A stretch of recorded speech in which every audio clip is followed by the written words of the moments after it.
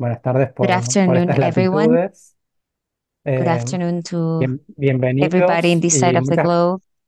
Welcome. And thank you, Milena, for providing the welcoming words for the participants. We have organized this webinar together with the Global Climate and Health Alliance, represented by Milena for the Latin American and the Caribbean, and also the Ibero-American Society for Environmental Health. This is an initiative that came up after calling from the International Organization of Work to commemorate on April 28th, a day of health and security in the workplace. As motto of this year, the concern about the risks that climate change causes for the health of the workers. We will have a session of 1 hour and a half. We will have specialists talking about different issues and from different sectors. I will give the floor now to Tzvetomira, who's a specialist in security and in the workplace in the Regional Office for Latin America and the Caribbean from the OIT. Tzvetomira, you have the floor. Thank you, Francisco. I will begin by sharing my screen. You can see it, right? Is it working? Okay, perfect. Good afternoon, everyone. Thank you for the invitation. Before I begin, I would like to congratulate you and I would like to thank you for organizing this event. These spaces are really important for us to receive the most recent updates about issues around climate change, security, and it is important to create awareness in the population in general. So thank you very much to the Global Alliance for Climate and Health, and also to the Ibero-American Society for Environmental Health for organizing the event and for inviting me. It is a pleasure to me to be part of this event. All right, climate change, we all know about it. We are all aware of how it can affect us, that it affects the environment, it affects the natural environment, and therefore it can also affect us because as human beings, we are all part of this ecosystem, environmental, natural ecosystem. Today, I will be talking about the fact that it affects us, affects the population, it can affect our health, but also more specifically, it affects workers, which is what I will be talking about today. Workers are more exposed to climate change and they can suffer more from certain risks that are increased due to climate change. And this happens because workers are exposed to prolonged periods of time to extreme heat, to radiation from the sun, which is quite logical and we can see it. Now, these risks, as I'm saying, are not new. The heat has always been present, UV lights as well. This isn't new, but the risks have increased because of climate change. And geographically, these are extended as well because we're seeing certain space or areas in the world that weren't affected by this in the past or wasn't that hot. Now it is much hotter. There are droughts and there are other meteorological phenomena that are adverse, such as but something that I will talk about later as well, and something that we are seeing is diseases transferred by vectors, transmitted by vectors, vectors that are migrated. And when I am talking about vectors, I am talking about insects, animals, organisms that can transmit diseases between animals and also animal to human beings. Now, we are seeing how these insects, these mosquitoes, are also migrating to other areas where in the past they weren't seen. We can also see ticks. Now, the effects of climate change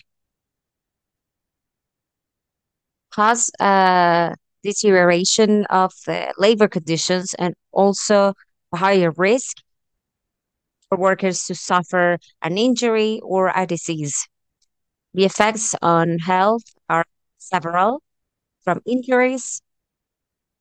And you can understand it if you think about how heat can affect us. When we are exposed to heat, it can also affect our mental capabilities. It is more difficult for us to react, to be focused. And also, this can cause an accident in the workplace. It is quite obvious that the effects on health can also include cancers, cardiovascular diseases, respiratory diseases, also with affectation in our mental health. Now, although heat and UV radiation are physical risks, these can also affect our mental health, just like psychosocial risks. This can also affect our mental or physical health. It's all related. The effects of climate change are distributed unequal between regions and sectors. The workers that are more exposed are those workers that are working outdoors and are directly exposed to the heat, to the sun, to radiation. However, these aren't the only ones. We're talking about workers such as those that work in agriculture, fishing, silviculture, construction, transportation, but not just them. But think also about all of those emergency workers that take care of the people who are in need. They are also exposed to it, to each one of these risks and factors, or maybe natural disasters, and they need to take care of the people. Now, the risks related to climate change affect more severely certain type of categories or workers. Pregnant women, the risk is significant and directly, it's direct to the fetus. Also, the elderly have their immune system affected in the elderly. We also have several pathologies that are accumulated, and this causes these people to be more vulnerable to these risks, even those risks that are related to climate change. And also people with disabilities that doesn't have the same capability of evacuating. Now, workers of informal economy are also exposed, migrants that are part of informal economy, and micro and companies or small companies as well. And it's quite logical because these work types of workers are those are working in those structures where at times there is not enough financial resources or human resources, capacities, capabilities, technical knowledge, and of course, the risk management will not be the same in a small company compared to a big company. In that informal system, the same thing happens. There are no structures, and therefore, there is no one who can take care of the risks and try to manage them. We also need to consider financial repercussions that are very important, not just the loss of lives that are huge, but also the impact on health. And I will share some figures about that. But also, there is a financial impact for the company as well as for the GDP of the countries. It can be huge losses, millions of jobs that are lost because of heat. Very briefly, I will try to overview some other aspects in the minutes that I have left for my presentation. I will talk about certain work risks that are increased because of climate change. Of course, we have extreme heat, UV radiation, extreme meteorological phenomena, air contamination, diseases transmitted by vectors, and also agrochemical products, pesticides. All of these risks are increased because of global warming. And we're going to be seeing this now. These are the figures that I promised that I would share with all of you. But each year, the estimates that the International Labor Organization shares with the world are as following. Are the following. We're talking about 70% of the population in the world. There are more than 22 million professional injuries and about 19,000 deaths related to labor and to extreme heat and climate change. As we were saying, heat has increased and it continues to do so. We are experiencing extreme heat waves, and the workers that are exposed to these type of extreme heat or heat waves, specifically those who work outdoors or agriculture, fishing, construction, we need to consider not just these types of workers that are working outdoors, but also the workers that are working indoors. They can also be affected by extreme heat if the workplace does not have a ventilation system, an adequate ventilation system. The main effects in health are insulation, rhabdomyolysis, this, which is an affectation to the muscles, and there is this decomposition that affects the muscles, losing cells in the muscles, and this pass through the blood, which can impact the organs. This happens because of the heat, because of a physical effort, trauma. We also have some rush, which is heat syncope, heat strokes, cardiovascular diseases. A lot of diseases are increasing remarkably. All of those diseases related to the kidneys. And as I was explaining, heat can also cause other injuries and it can also affect mental health. Now, about UV radiation, this depends on the ozone layer as well as other elements in the environment. Workers can be exposed to high levels of radiation, UV lights, without noticing because we're talking about an energy that we cannot see, that we cannot perceive. And so we're talking about 1,600 million workers that are exposed to this type of radiation and about 19,000 deaths related to the skin cancer with no melanoma. Some others are related to UV radiation, but we have reported about 19,000 deaths caused by skin cancer and no melanoma related to radiation. I wanted to share something where I live in Peru, which are the indexes of radiation, which are between 11 and 15, as you can see in the image on the slide.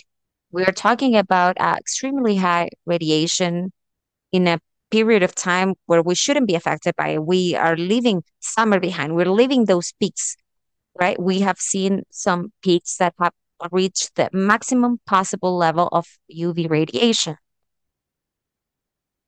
Now, regarding extreme meteorological phenomenon, what we have seen in 2023, it has been one of the most hot years that we've recorded.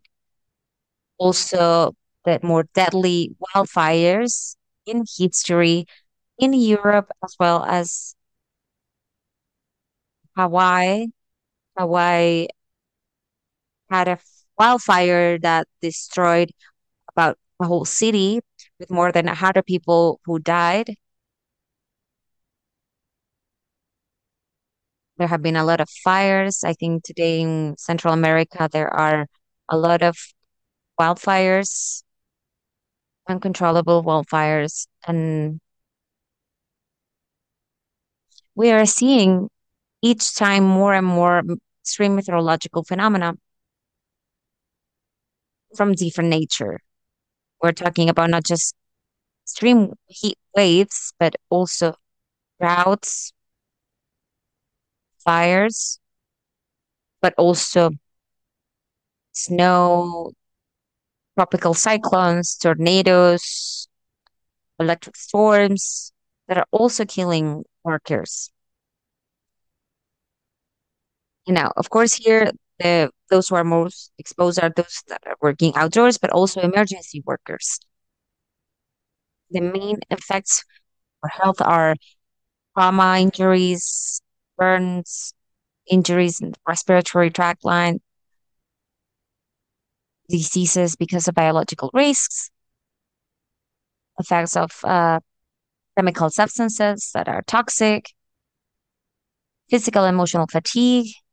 As I mentioned, this can also affect mental health because we're talking about situations that are strictly traumatizing. Now, let's talk about air contamination. Now, the modification in the meteorological patterns can also affect air contamination inside or indoors or outdoors. When there are droughts, lacks of rain, this can also contribute for contamination in the air because there isn't an effect of cleaning that that grain can produce because it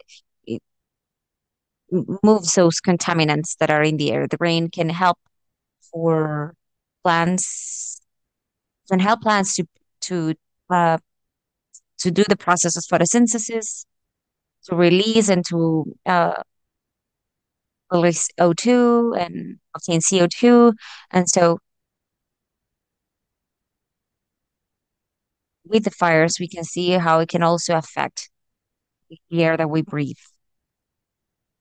The main effects of health are the lung cancer, brain, some cardiovascular, respiratory diseases. Those who are more exposed to it are the people who are working in these environments that are extremely contaminated, firefighters that are exposed to fumes, and people who work in transportation as well,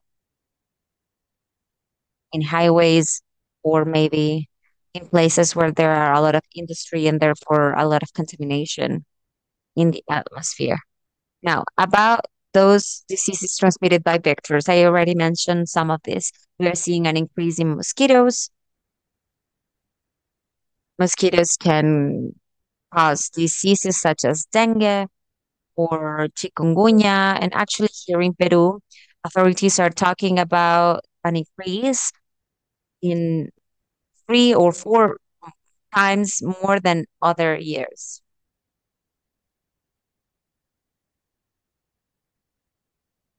With that, I will talk about the last risk that I wanted to mention today, which are agrochemical products.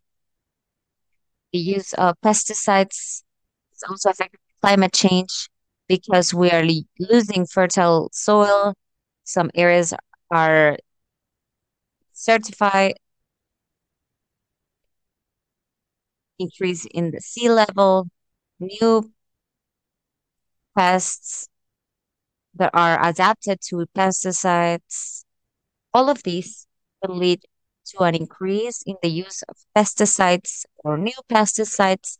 And therefore, what is happening with this is that workers in the agricultural sector are exposed to a higher amount of agrochemicals.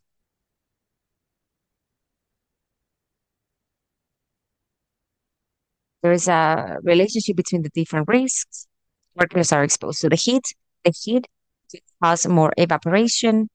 With more evaporation, there's evaporation of agrochemicals, which can cause workers to absorb through their mouth and nose a higher amount. It's not just that there are more agrochemicals, but we're absorbing more agrochemicals because of evaporation, because of a higher heart rate and what we experience at work, because we're having very intense labor days. Chemical products, as we can see, are an exposure of 873 million workers in the agriculture sector. They are exposed to these types of risks in an increasing manner, and more than 3,000 deaths per year because of intoxications with pesticides. This is what we can see in the literature. The main effects in health, death, intoxication, cancer, neurotoxicity, endocrine alteration, among many others. And now,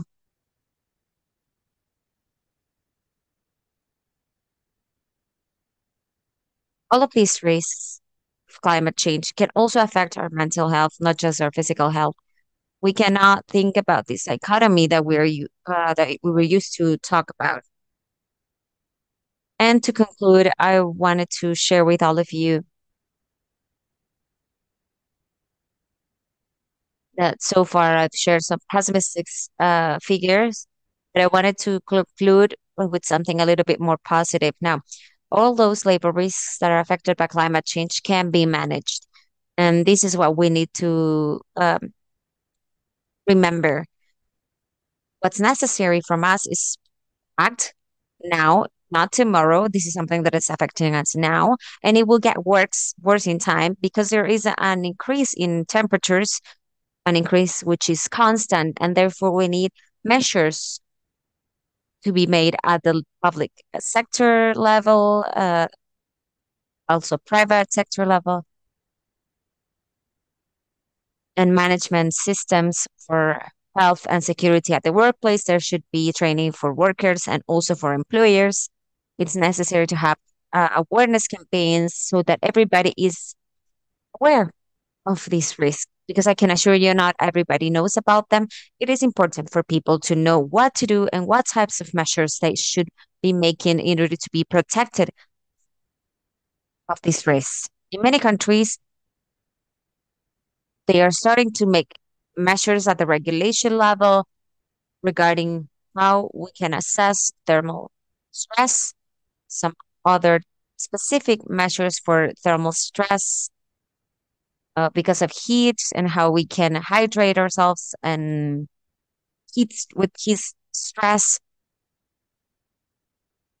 for workers not to be working in times of the day where there's extreme heat or extreme radiation levels. And so what's important is for countries to be aware of it, and that it's not just exceptions, that everybody's doing it. So it's normalized so that every country has these regulations, and also so that these measures can be transferred to the workplace, and that this is the norm, not the exception.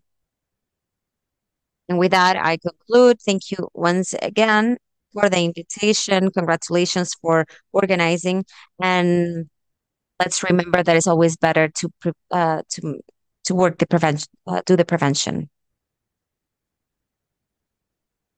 Thank you, Tzvetomira. It was a very good presentation. It was a general overview of the relationship of climate change with health in the workplace, which is very significant.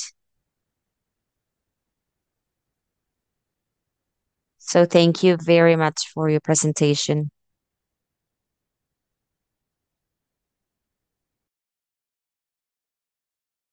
Some of the topics that Svetomira mentioned will be discussed with in the next presentations as well. We have Dr. Sandra Peraza with us from El Salvador. She is a chemical and pharmaceutics specialist. and she will be talking about impacts of health in rural populations in El Salvador. Thank you very much. If you're ready, you can begin. You have the floor. Thank you, Francisco. All right. I will talk about something that we have experienced in El Salvador.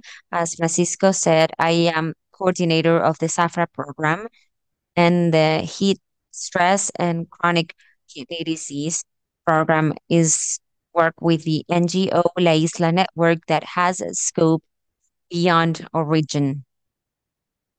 And now to begin, some information shared by me, Tzvetomira earlier.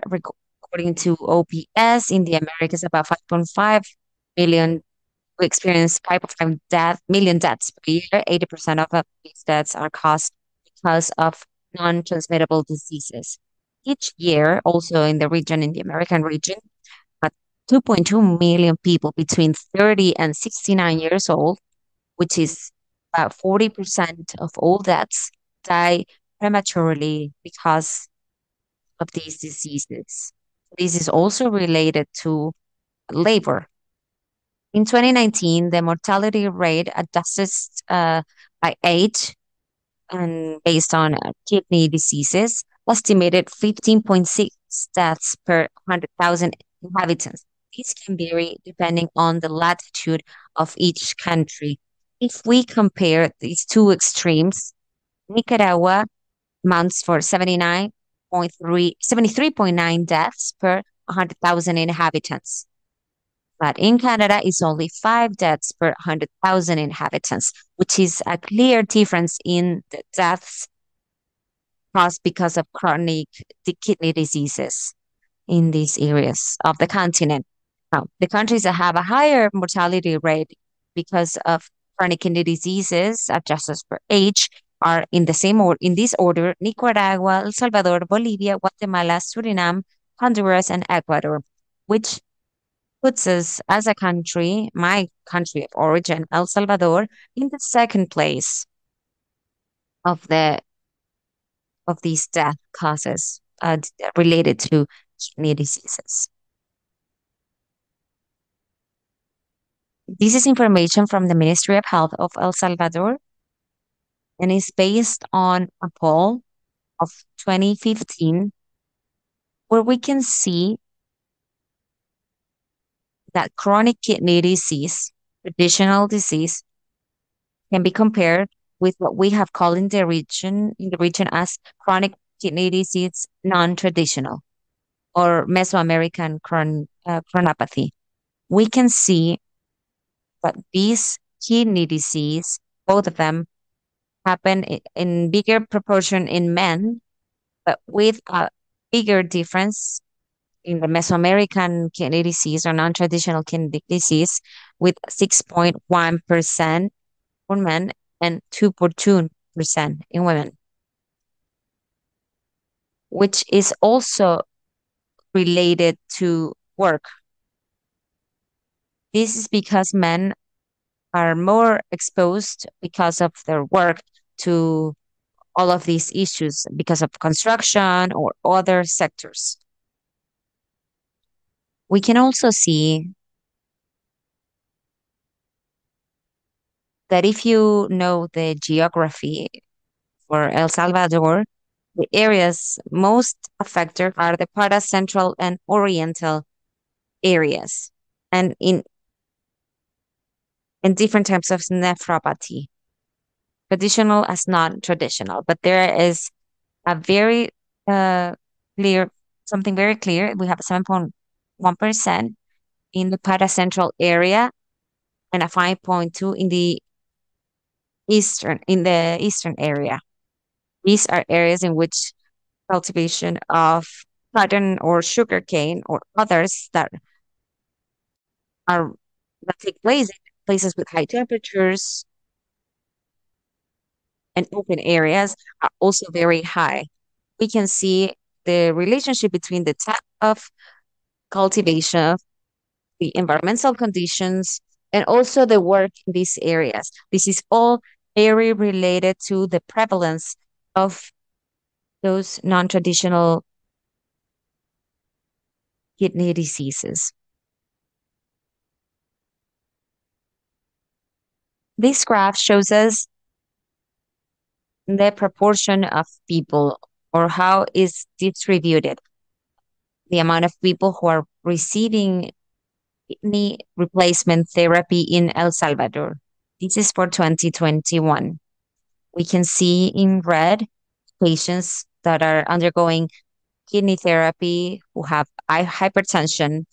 In light blue, we have patients with diabetes mellitus that can be classified as traditional kidney disease patients. But in gray, we can see a very high proportion at 23% of the total that amounts for patients that do not have a traditional cause and are dialytic therapies. These are kidney persons with kidney diseases, non-traditional ones that we now know are linked to their work, and specifically the work in agriculture and some of them also in construction.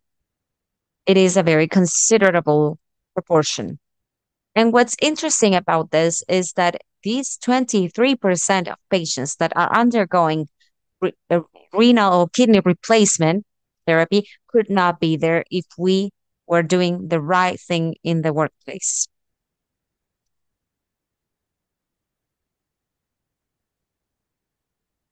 And we can understand this when we see the differences between chronic kidney patients, kidney disease patients, and non traditional ones.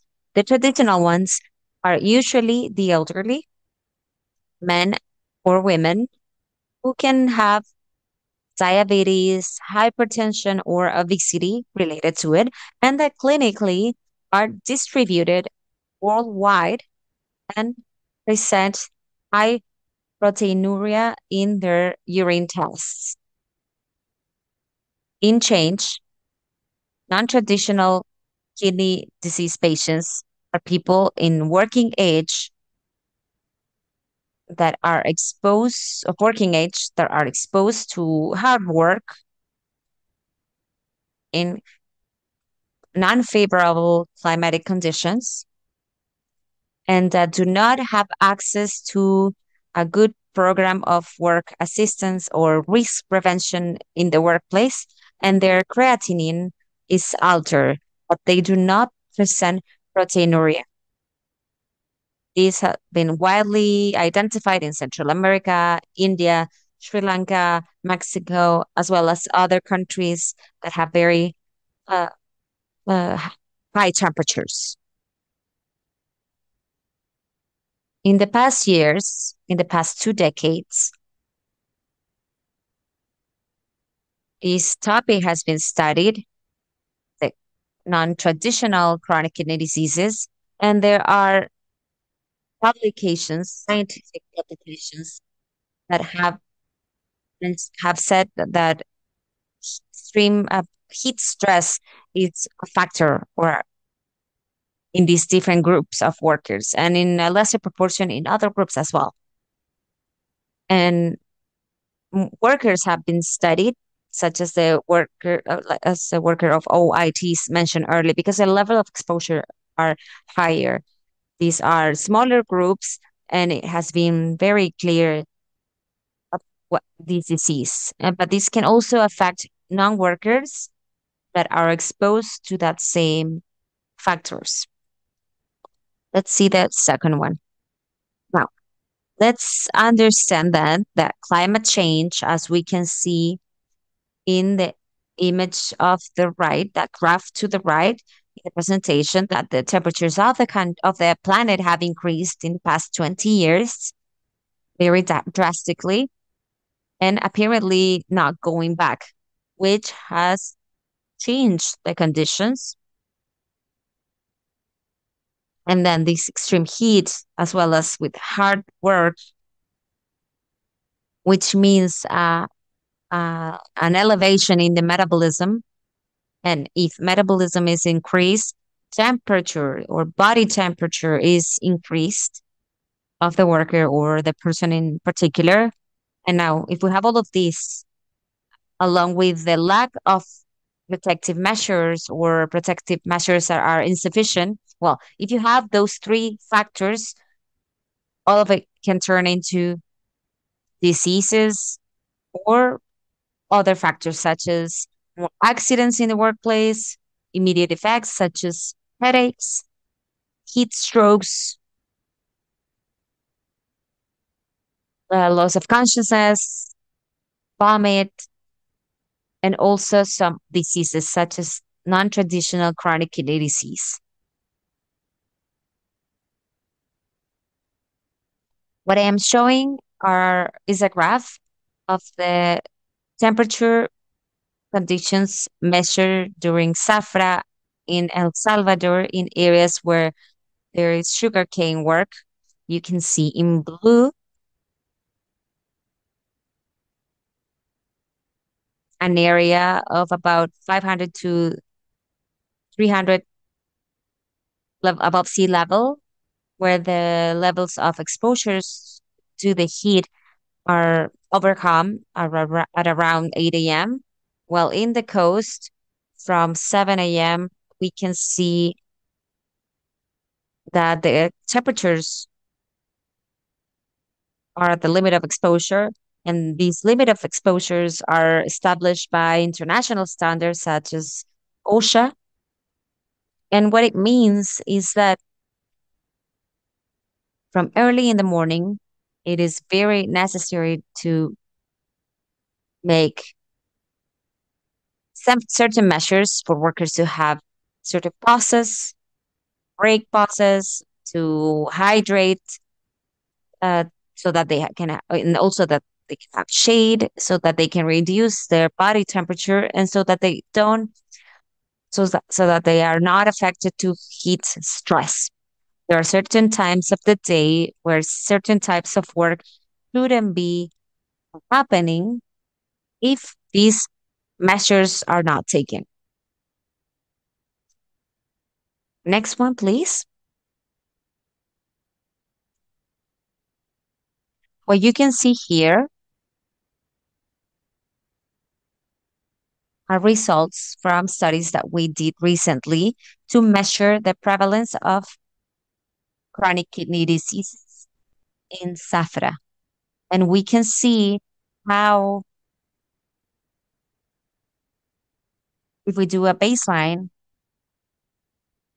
in El Salvador, these are workers that don't have access to occupational health because these have been workers that were outsourced. And many of them are categorized as kidney patients, kidney disease patients with glomerular rates that are slightly diminished to people who are already having kidney failure, renal failure. These people are classified as people with that have the disease, that are ill, and they are there working at SAFRA. The amount of people who are ill will increase, and that will deteriorate their kidney rapidly. We can see the prevalence of the different stages from November to January increased.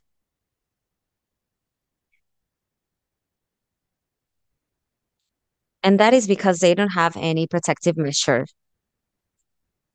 And as the previous presenter said, this can be a lot higher in the vulnerable population, in the people who are um, above 60 years old, which is 56.5% of the workers that we assessed, which were about 100 workers. They had some level of chronic kidney disease, and about 13% people who were uh, younger than 60 years of age. We also assessed incidental kidney injury, which is an increase in creatinine above 0.3 milligrams per deciliter. And what we were able to observe was that at least 21% of workers that are working in SAFRA or suffer at least one incidental kidney disease in these past 3 months. This isn't that different from what we have observed in other countries. And what you can see in the bottom right is the information that we obtained in Nicaragua. We've had been working for more years trying to implement security programs with the Isla Network NGO. And we could see that in Nicaragua, when we did that first year of assessment, we saw that 23% of workers had incidental kidney injuries. But in the second year of SAFRA, when we installed the program, this was reduced to 6% of the workers. And in the SAFRA 4, we got to a 1% of workers that were suffering incidental kidney injury. And therefore, it's has showed that it can be preventive, that these injuries can be prevented during SAFRA with a good program that is well structured, which is what we are trying to establish here in El Salvador. Next one, please. This program that we are proposing with La Isla Network NGO is a program of well-established rests, as I was saying, from 7 a.m. We can see that they have shade and also lateral curtains so that it can be rotated adequately and to protect the workers from the sun. The rest of the workers should be under shade, sitting down with enough water and rehydration, with water and electrolytes. It is important for them to rest under the shade and sitting down because what we want to do is to reduce internal temperature of the body of the workers so that we can avoid them to get to 38 degrees Celsius, which is the limit of any international regulation. A worker shouldn't reach 38 degrees Celsius during their work. And in El Salvador, this is something that is included, but what we want to do is to have updated regulations.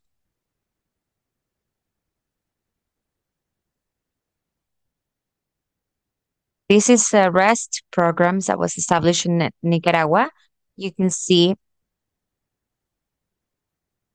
in the first line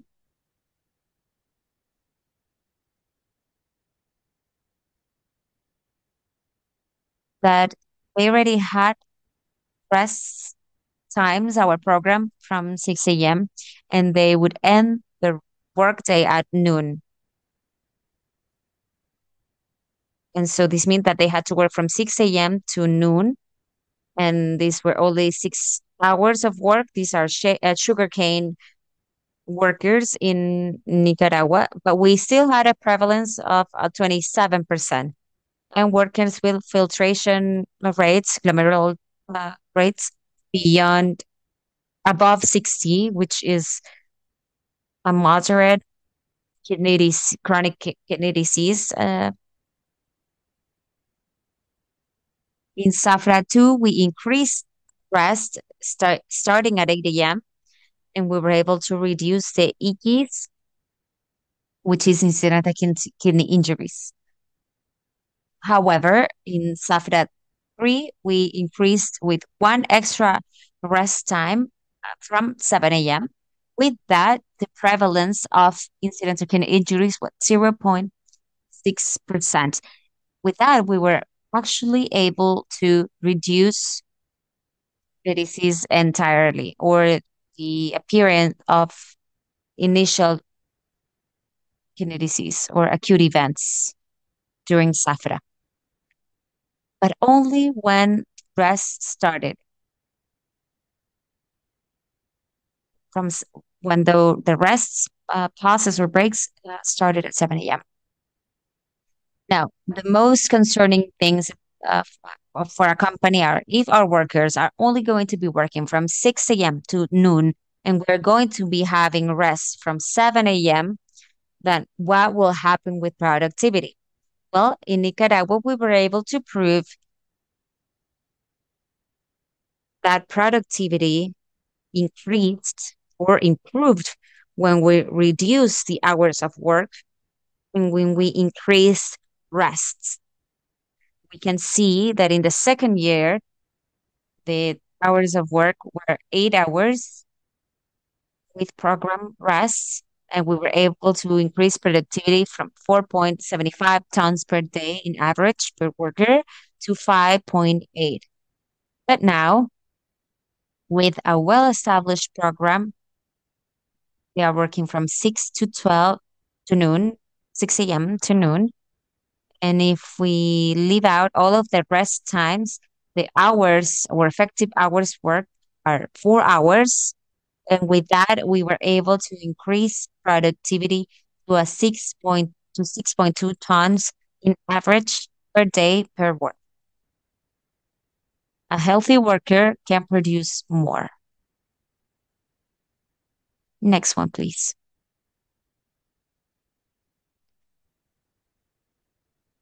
Thank you. That's what I bring for all of you. And the proposal that we are making as a program is to have rests. Rests every hour. These rests under shade and with a good program of rehydration with water and electrolytes designed based on previous studies for each cohort group. Thank you. Thank you very much, Sandra. Your presentation was very interesting and very necessary.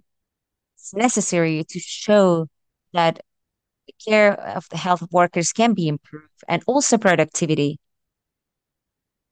When we take care of the workers, we can also improve the performance of workforce. I'll give the floor now to Dr. Ignacio Mendez Campos, who is a surgeon and labor worker and the president of the Chilean Society of Work, who will be talking about health.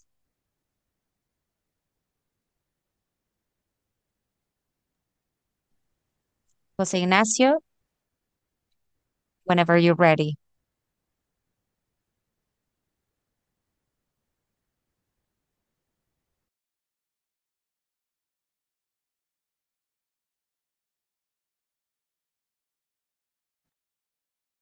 We can see your presentation. Thank you. All right, I have 15 minutes, so let's begin. Thank you, Francisco and Milena, for this invitation.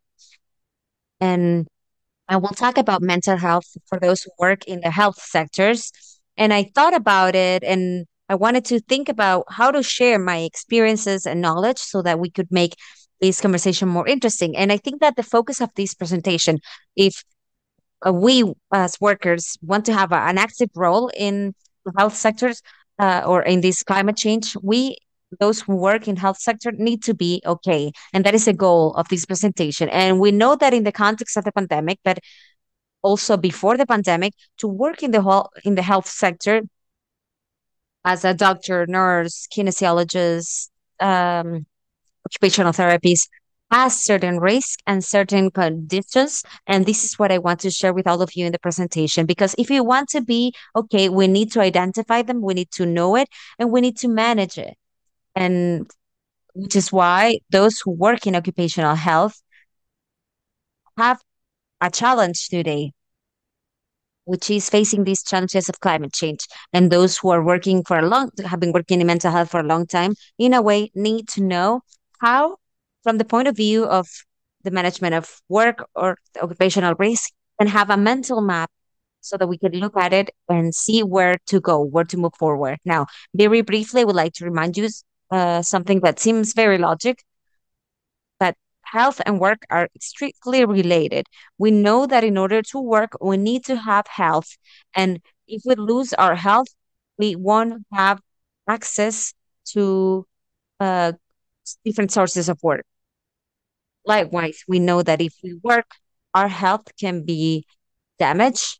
Work can create damage in our health because of several reasons, but also when work is well managed, can become one of the main engines of well-being, of health, of quality of life, of happiness, of and prosperity of the countries. When we think about work, unfortunately, we think about negative aspects. We think that the work can stress us, can uh, make us depressed, among other things. And some of the challenges for those that work in this area is important to understand that our role is not just avoiding this damage to take place, but go beyond that and think about the work environment so that the work environments are places where we can promote health. And we know that the people who work in these areas are a subgroup of the specific population that usually health services have a more limited access to it because usually these are people that are healthier. Now, it's important to remember that work can kill. More than 2 million people died because of work, specifically because of chronic disease of respiratory or cardiovascular, but also injuries and trauma. Work can get you sick. A big load of uh, mental diseases are related to work. Work can condition lifestyles. And if you can see there, it's not longer red the way I described it in the slide. We know the work can uh, cause cause us to not have the best health or not receive the best food, best nutrition, or to exercises. So the main challenge here is to promote our health, and we've seen this challenge. We're paying attention to it because there are challenges in the workplace, and there are a lot of inequalities in terms of the access to works that are stable, decent, safe, and risk free. And of course, this relationship between health and risk is logical if we consider that all of our lives, in average, if somebody's 78 to 80 years, what we do after working is sleeping. If a person who is 78 years old, he will spend or she will spend 28 years old sleeping and 11 years at the workplace. For better or for worse, the work will affect the health and the quality of life of the people because of different reasons. Now, working in the health sectors can have occupational risks that are very specific. And in this slide that I did for all of you, this is a map that for us is something that it's quite logical and that we know of, but this something that some people might not know. So the work can have certain risks, and this can be classified according to their categories. We have some chemical risks from different substances that are present at the workplace. Of course, working the health sector is very broad. Not everybody works in these areas or environments, but in the health sectors, we have chemical agents such as medication, sodium hypochlorite, oxide of ethylene for cleaning. We have cytostatic drugs, and some other chemicals that can be inhaled uh, digestively from the skin and can create different uh, issues in our health, such as dermatitis, asthma, cancer. It's important to manage them. We also have physical risks, among them some radiation non ionizing or X-rays, noise, vibrations, and this can create leukemia, hearing loss, or dehydration. The biological risks, the most classical ones that we can all associate with sanitary or health work, such as virus, bacteria, fungi, parasites, protozoes, toxins, genetic materials, and it can create different effects such as allergies, infections. Then we have ergonomic risks such as manipulation of manual manipulation of load out for patients, moving patients around, doing different movements, repetitive movements, with different strengths, with our postures. These can create issues in our health, such as lumbago, epicondylitis, and all of those types of diseases, ending in itis. And this is all related also to mental health. Nowadays, it's not as easy to think about the effects and effects being one thing in the person, but it's an integration of different types of factors and effects. And nowadays, I think the preponderance is the psychosocial effects that come from the workplace. And these can affect the health of those who work in the health sector, as well as the demands of work and This means the amount of waves of work and the content of the work. It's not the same thing to work 6, 8 to 12 hours. But for two people that are working 12 hours, it's not the same thing to do with high pressure with people dying than doing it in front of a computer, working and doing telemedicine. Right? And so we know that in these health sectors, there are a lot of harassment, emotional demands, and the demands of having a family, personal life with our work life that can sometimes force us to be at the workplace and not being able of connecting to the work because we are thinking about what's happening at home, or the other way around. If we are at our homes, but we're thinking about our patients in our workplace. This stress can create several effects in people's health. The most known about is mental health, depression, anxiety, in extreme cases, suicide. This can also create cardiovascular and chronic stress, burnout, alterations in the immune system and reproduction system.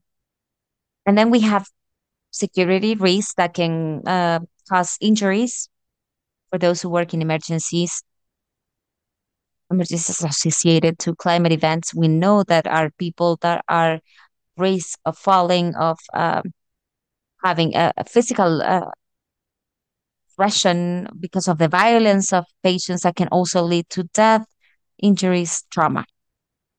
What happens with the health of those who work in the health sectors? And this is a paradox of the health sector workers because we preach to our patients that they need to be healthy, they need to make decisions for their lives and to have healthier lives. But sometimes we don't practice these recommendations, and there are different relevance or different proportions of the relevance, but we have the same risks of cardiopathy or mel- um, mellitus diabetes, musculoskeletal disorders, sleep disorders, mood disorders, among different types of cancers. Of course, the cohorts of different countries can show variations of this, but we know that we have worse health of than the general populations, and we report being feeling stressed and feeling tired, specifically for those working in the health sector. Those who work in the health sectors have a higher risk of suicide.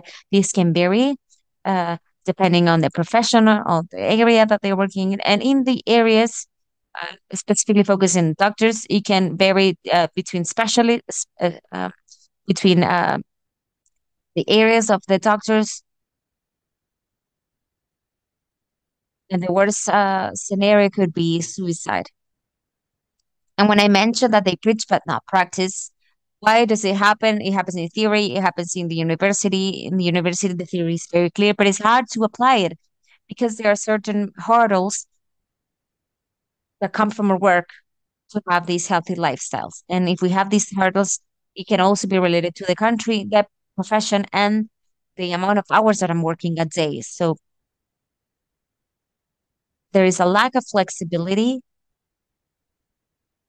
I might not want to work at night. I might not want to work during the weekends. But one thing is what I want, and the other thing is what I would love, what I can do. If all of us wouldn't want to work in the weekends, we wouldn't have people working. Most of us would not want to work in the weekends. And now also the working at night makes it difficult to have healthier lifestyles. This can impact at the emotional, personal level, also family level, and also the health and quality of our patients or users. And these there are a lot of evidence of how the performance of a professional of the health sector is diminished. For example, for surgeons, this is something that has been highly studied, but we still allow having uh, hours of work that are inhumane. Now, regarding or in general terms, we know that with the pandemic, we realized that our mental health that was already deteriorated was increased because there was these new agents of risk that was unknown and that caused several deaths, including people from our team. In addition to the lack of PPE and the long hours of work and the dynamic in the families, as well as observing so many deaths. Many studies show and agree that this affected more the women and young people, and that the prevalence of symptoms of there were of depressive symptoms of suicidal thoughts was not the same in every country. There was a study called HIVOS that studied several countries in Latin America, and this study shows that the impact was high. It was higher in other countries and some countries than others. And what's important is to manage the psychosocial risk in the health sector and understand that we need to be prepared in terms of the organization, but also from the point of interpersonal point of view and self care, so that we can face it in the best possible way, these extreme conditions, and also addressing the protective uh, factors at the institutional, labor, and individual level. And what's important for those who work on the health sector, we don't have the best access to specialized mental health services because we don't have, we cannot find available doctors that can take care of us and talk to us, and we need to adapt to our specific realities. However, something that's important is that the pandemic show the significance of the health sector for society, and it gives us an opportunity in this context of climate crisis and think about how we can do things better. And to conclude, what are the strategies of promotion, prevention, and mitigation to obtain these, to get to this goal? And what we need to do is to have a multi-level approach, organizational with intercare and also self-care. We cannot commit the mistake that the doctor, the nurse is stressed. Let's send it to have some mindfulness or yoga can heal part of her. We cannot ask people to apply self care if we're not doing changes at structural level to promote safe and healthy work environments where the occupational risks that I showed you in the previous slide are controlled, and also to promote healthy lifestyles and to assume as a sector the complexity of this and to create strategies in the workplace. And I would like to invite you to know the program that I am leading in the Medical Association of Chile in a very diverse group of people. We call this is a program called We Take Care of Ourselves, Nos Cuidamos. This is something that we can apply as health sector, not just for doctors, but all of the workers, professionals of the health sectors. It is important that we understand this collectively, that since we start studying our degrees, we need to get ready for that work scenario that will be adverse. And when we start working, we need to start with our prevention strategies, such as vaccination, preventive medicine programs, and also risk management associated to the risk of the profession, which is providing timely and effective treatments whenever there are any types of injuries, damage, or illness associated to the workplace. And to conclude, two good news. First is that yesterday we announced the opening of the applications of Chile of the first postgraduate program of labor work environment. This was this program or this area that I preside was from 10 years ago. This is something that did not exist. And we're very happy to say that we're going to start with on August 5th with the first, we have three options for applicants. We also have one in Valdivia in our second Congress of Labor Medicine. And the topic will be challenges of climate change for the workplace. Those are the topics that will be discussed during the Congress, and we will open up applications. And it will have a hybrid format, and people will be able to participate on site or remotely. Thank you for the invitation. These are the contexts of our society for those who want to join or get to know the things that we are doing. Thank you very much. Thank you, Jose Ignacio. It's been a pleasure to listen to your presentation. It is very important to think about the health of those who work in the health sector that at times is left aside because our people are focused in taking care of patients and other people. And it's necessary to think about those specific risks and how these risks will increase in the context of climate crisis. So it is a good challenge. It is important to address it. And thank you for sharing the initiatives. It is a pleasure for us. To conclude, we'll have the last presentation.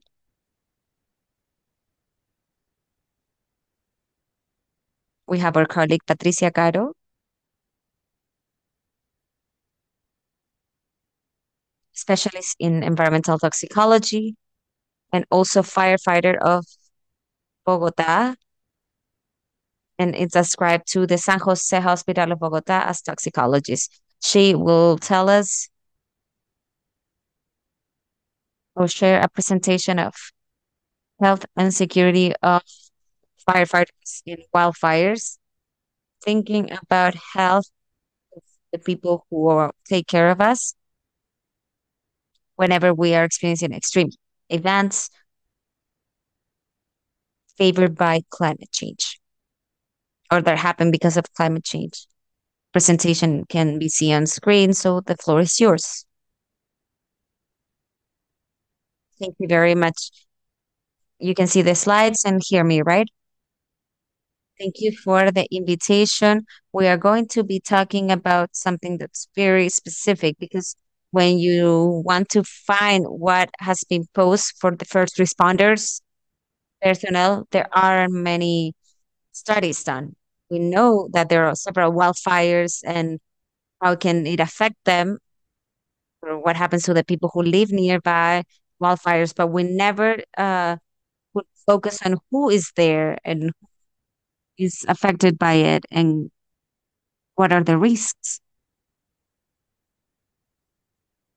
Something important and that I will show in each one of our slides is that the photos that you are seeing on screen are real, are of recent wildfires in my country where the volunteer firefighters of Bogota attended and supported it. These are photos of the units of my stations, and they were there. They are first responders, and I want to share part of this experience with all of you.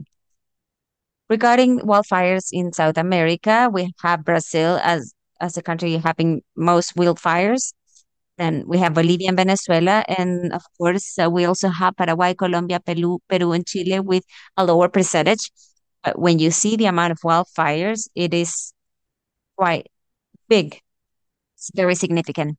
And I am very happy to hear I was very happy to hear the previous lectures because everybody's thinking about the work or the labor areas, mental health, wildfires cannot be controlled or very little, and the exposure is very high.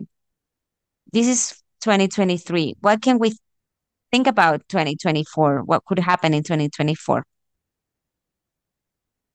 So it's no secret that Latin America has had several wildfires since January because of climate change. And I will share an example with all of you. This is my country. What you can see on screen is a map of Colombia. And this is just in one day of all of the heat spots of my country and the surrounding areas, including Venezuela, with wildfires. And this is only of January. And this photo that you can see on the right, this is an image of Bogota, and how the mountains had well, fumes all over. And this was in January. We don't have the statistics for 2024, but I think that we are all identified that we are in season of wildfires, and it is important to think about the health of the people who are taking care of these wildfires, the first responders. So, what are the risks? The incomplete combustion of organic matter of vegetal or animal origin.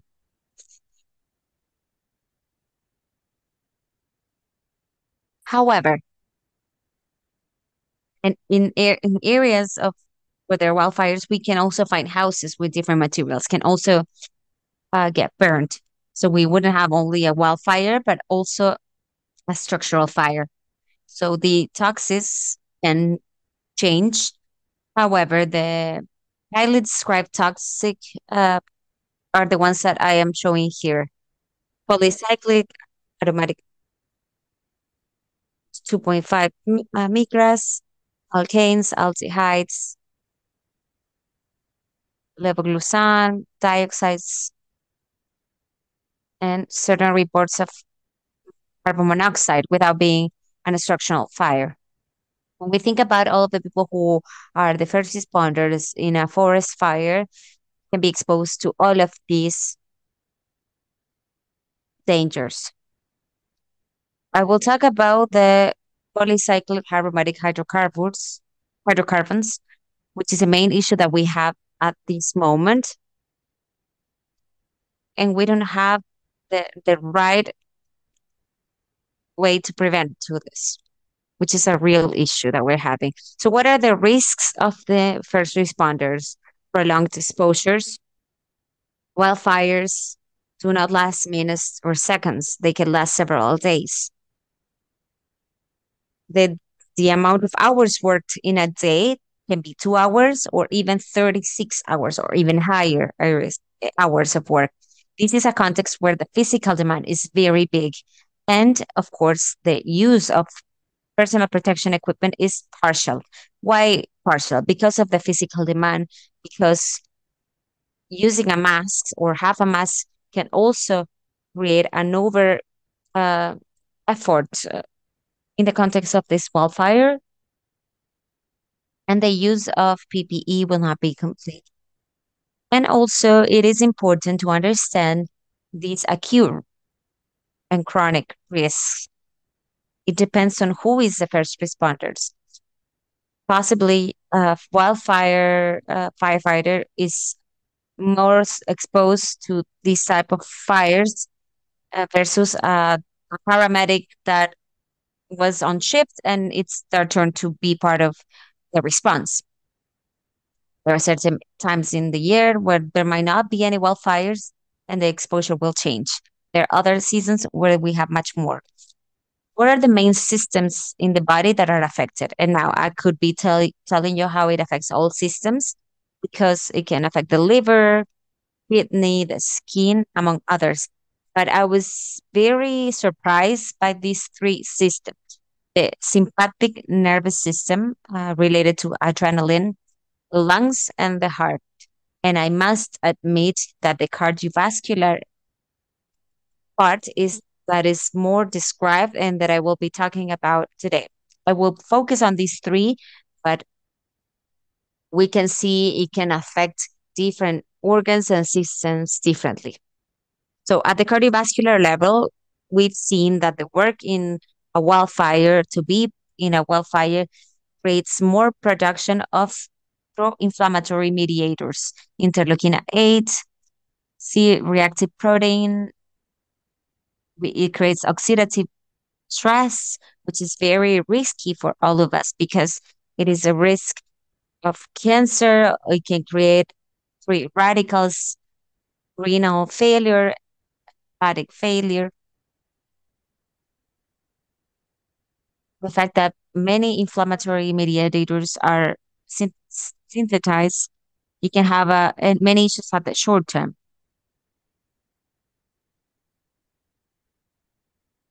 Chronic exposure. It's something that's being studied, this correlation at the cardiovascular level and this chronic exposure with these type of patients. And I was very curious about this. If you are working in one shift in a wildfire, for example, if if you're working, if you didn't have any heart risk in the past, you start having risk if you participated in the wildfire. Who have more risk? Those who are in the first line of defense, of course, so those who are doing more physical efforts and are exposed to higher temperatures. These are the people that have a higher risk of releasing inflammatory mediators in the context of a wildfire.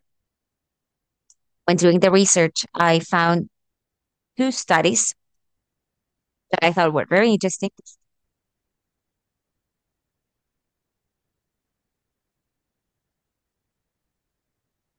Now, in 2024, these two studies were published. First, showed that most cardiovascular events happen in the voluntary firefighters, a 60% versus a 2% of official firefighters, or how is described in the literature, professional firefighters. We have also seen that volunteer firefighters have more probabilities of dying of a cardiovascular event than professional official firefighters. This is due to the physical abilities to be part of this response team. In many countries, it isn't mandatory to be to do exercise. We can find some units that are sedentary, and it has been proven that sedentarism can, can is a risk of cardiovascular risks. And this is important to consider, and this is some sort of alarm for all of those who are part of first responders teams. It is necessary to do exercise and to be prepared physically to be prepared for these type of events. In this article, we also knew about different personnel that isn't firefighters or that aren't firefighters, such as paramedics, police officers, and any other teams, such as the Red Cross, SAR, the civil defense in Colombia. All of these personnel that isn't firefighters and aren't as exposed have the risk of inhaling fumes in higher concentrations in shorter periods of times and not as frequent. And therefore, in these types of people, the cardiovascular risk is a lot lower if we compare it with firefighters, who are the ones who are mainly exposed to these types of events. In parallel, we have another study where we found that the wildfire firefighters have a high probability of having hypertension at 2.84 more than the general population of the United States. This is another alarm. We have to identify what is a pattern of how they eat, how much exercise are they doing, how are they taking care of the stress of their work, how well are they sleeping. All of these can affect them. Hypertension, cardiovascular diseases have 1,000 factors, among them families or genetics.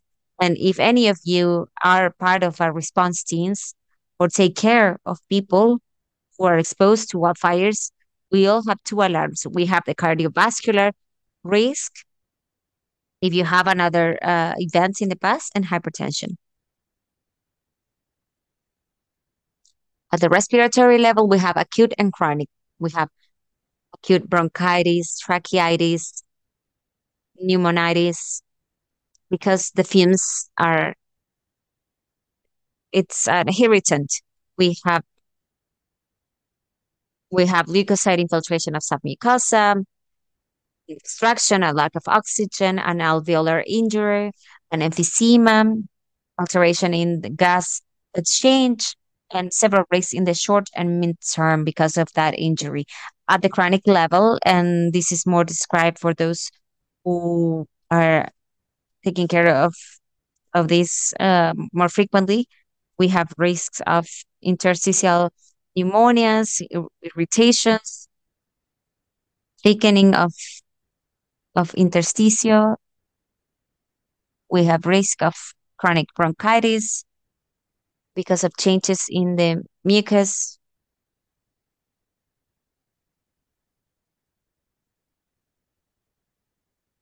First responders, paramedic, police officers, firefighters, all of them have the same risks because these irritants cause this. We all have these antioxidant systems that help us improve rapidly when we are exposed to an irritant blast. However, let's remember the environment of a wildfire is very unlikely to control this type of fumes, these type of gases. So in that sense, we're all exposed to the same risk. Now, for those who have obstructive lung diseases, if exposed to a wildfire, and I want to mention here that, for example, the firefighters have this epoch because of the exposure to fumes. And if we have somebody affected by epoch and people who are exposed to a wildfire, will have a risk of exacerbate this disease and also to be hospitalized and risk of dying. There's also an increase in the predisposition of sinusitis, asthma, allergies associated with particulate matter. It is important to remember that at the respiratory level, everybody, absolutely everybody, has a risk of having a pneumonitis because of these irritant gases. Who has a higher risk of having a chronic disease? Those uh, who have had EPOC, asthma, or allergies. What other risks do we have? The first one, atopic dermatitis, acne, psoriasis, and skin cancer. All of these related to high temperatures. Those who are exposed to a wildfire and are closer to the fires. It was also quite uh, interesting to me that rhabdomyolysis,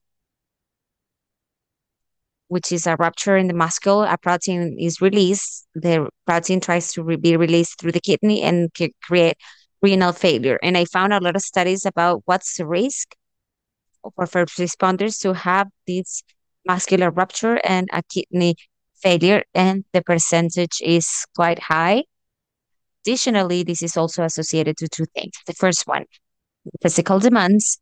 The second thing is the the times of the shift, 24 to 36 hours of shift, taking care of the wildfires, and also physical skills. If you are not prepared for these types of emergencies and the physical aspect isn't as best or the best possible as it could be, there is a risk of a rupture of the muscle, and the risk of a rhabdomyolysis or kidney failure is higher. The risk can also increase because of dehydration. It is important to be properly hydrated because we already know that rhabdomyolysis can increase if dehydrated, and the work fighting wildfires is a conditions where dehydration will be constant.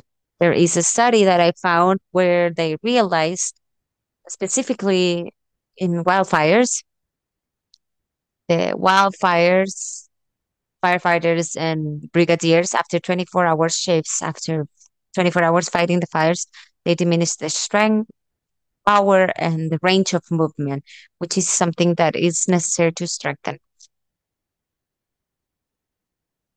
At the eye level, I didn't find much information, but when you evaluate, you can see they have a lot of irritation in their eyes, and it's very likely that that's because of irritating gases.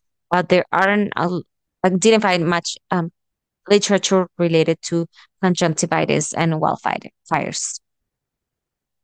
Polycyclic aromatic hydrocarbons.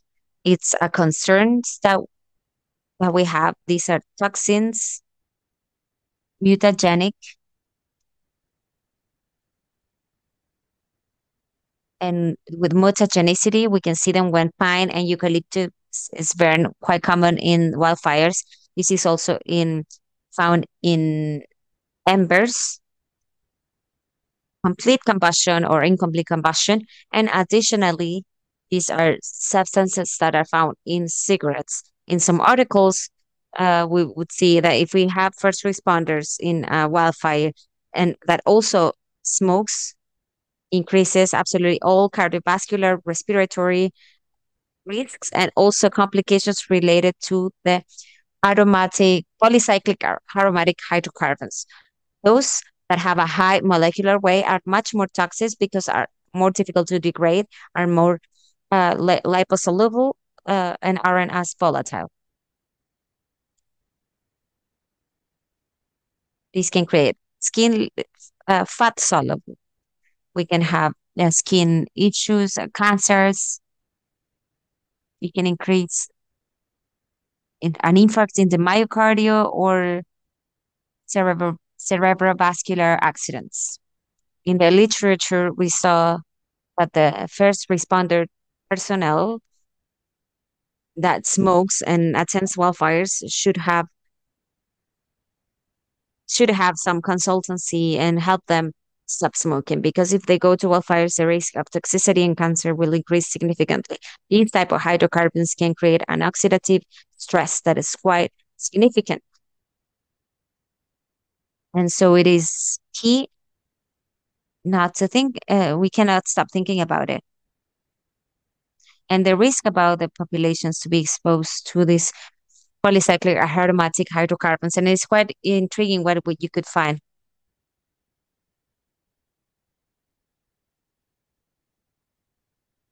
Some can reach the water and contaminate the water. So these we are all exposed to these hydrocarbons, civilians as first responders. And there's an aggravating cause. We still don't know what is the adequate PPE can protect us from the polycyclic aromatic hydrocarbons, because you can use a mask with a specific filter, but or a P100 filter, but we haven't found evidence yet to prove that this type of filter is good enough to protect us from these polycyclic aromatic hydrocarbons. Now, I found this study that shows that time can influence time, the amount of time that you have been at taking care of emergency. This is a study that performed to the firefighters, and with more years of service, more risk of hypertension, of increasing cholesterol, arrhythmias, loss of hearing, asthma, arthritis, also risk of having several surgical interventions of their spine, of their knee, of their foot. And this makes us think, how much prevention are we doing? Because without a doubt, we have firefighters that have been working less than 10 years, more than 10 years, more than 20 years. And those who have been working for more than 20 years have more risk, including depression, which is the topic that we were discussing earlier, the area of mental health. And to conclude, let's remember the wildfires are a workplace that cannot be controlled. We don't know how the fire will behave, so it cannot be prevented, not as much, because once they start happening, we have several risks. We have a lot of prevention measures, such as not burning garbage, among other things. But we will have risk of wildfires because of climate change, and fires can spread easily. So what are we doing? Is part of prevention. I will tell you a little bit what we are doing to the volunteers of Bogota and what we need to do to improve. So, what we are doing is improving our health, improving our physical health, improving uh, our health and what we eat. A lot of recommendations of nutrition. And after the wildfires that we fought in January, we decided to increase the PPE and use them adequately. And the image that you can see on screen is that we there was a evaluation of clinic toxicology of my colleagues and some other residents, and we are reviewing all of the personnel who went to fight fires, and we did a studies what happened with them, what's the saturation level, the life signs. So what we need to do now is to do a pre and post work, identify injuries, because the first respondent teams are people, and are people that need to, of course, we need to help each other. We need to work in teams, and we need to take care of our health. And that's what I wanted to share with all of you. Thank you very much. This is my email, my social media. And if you have any question, I'm available to answer them. Thank you, Patricia. Your presentation was very interesting. A topic that isn't as explored in our region, with the frequency of wildfire, not just because of climate change, but also the variability and in the north of South America.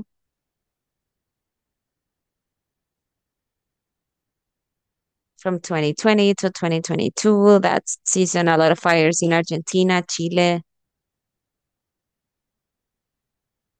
among others.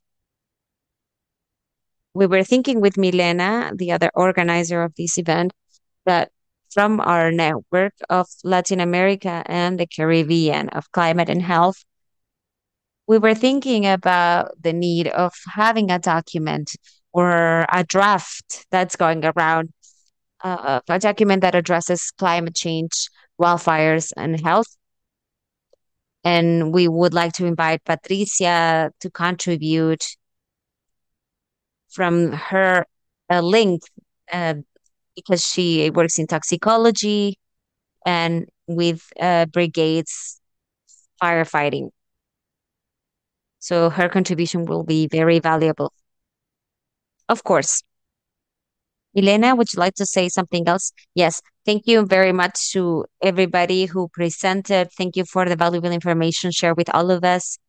We will continue to review it in the following months to strengthen our work in the area of climate actions and how we could improve with different mitigations or adaptation measures that are offered to improve the health of the populations and also occupational health, which has to be present. Thank you for your experience and for sharing it with all of you. We have used more of the time that we had available, and I think that there was a question for Sandra. Maybe Sandra can answer the question briefly. The question was from Gabriela Moreno that was asking about that 23% of workers with non-traditional kidney diseases, chronic kidney diseases, if they are related to their economic activities and what's the diagnosis that they have. If you could provide that answer before we conclude, Santa, we would really appreciate it. Yes, for sure. All right. So this was an achievement in the country. And the fact that we were able to differentiate the traditional kidney chronic disease and non-traditional one. And the Ministry of Health, a couple of years ago, has typified, classified these pathologies, and it's mandatory registration. And it is between the main priorities or non-traditionals for the country or non-transmittable. We have the chronic disease as one of the four priorities, and this happens because of the risk factors. When there is a person with renal disease that doesn't comply with the characteristic of the traditional, which is diabetes, hypertension, obesity, of elderly, or maybe a malformation, then we do the necessary studies to know if there is a congenital malformation. And when that can be discarded, that's when we start looking into risk factors. And that's when we can make the connection and conclude that these are agricultural workers exposed to high temperatures, some of them from the industrial sector as well, but that are exposed to high temperatures, such as smelters, things like that. And so these are classified as non-traditional.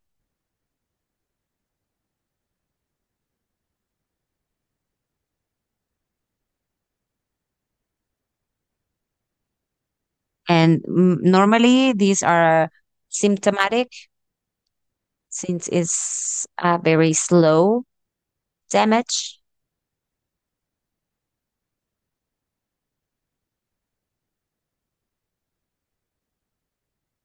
No, I had a heat stroke, they say, but they don't realize the deterioration that it becomes chronic in the kidneys, which is why we found that there are workers with kidney failure and their glomerular filtration rates at times can be below 15, and they are still there in the fields working and cutting canes like nothing. And you tell them that they're sick and they don't believe you, and they should be hospitalized receiving dialysis. All right. Thank you, Sandra. Very interesting. Something that we can take home after this exchange. And we ran out of time, unfortunately, because this topic was very significant. And we see the need of reinforcing the evidence of the damage to health to those events associated with climate change, and in particular to our region. I think this is a challenge that we can see, that we were able to see in the three presentations from the point of view of mental health, fires, working population. We need to have more evidence to sustain our decision making. Francisco, and I would also like to add that for the ministries of health or the representatives of ministries of health to include the kidney assessment or the creatinine tests in this work for people who are exposed to heat, that should be a goal, the next goal,